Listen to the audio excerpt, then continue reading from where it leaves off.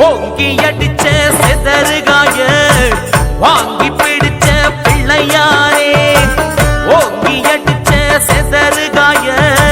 வாங்கி பிடிச்ச பிள்ளையாரே மட்டு கடங்கா காளைய போல கட்டு தூக்கி ஓடுறமே குட்டு போட்ட நெற்றியின் ஓரம் குடியிருக்க வேண்டுறமே